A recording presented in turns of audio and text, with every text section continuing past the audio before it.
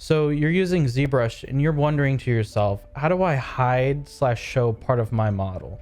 And in this Zbrush tutorial, I'll go quickly as possible on how to do simply just that.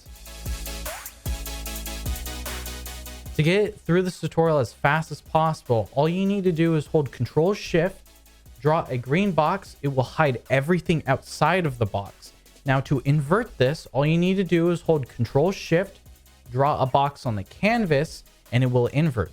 Now to add things that are hidden, all you need to do is hold Control-Shift and Alt, and it will draw a red box, which hides additional geometry.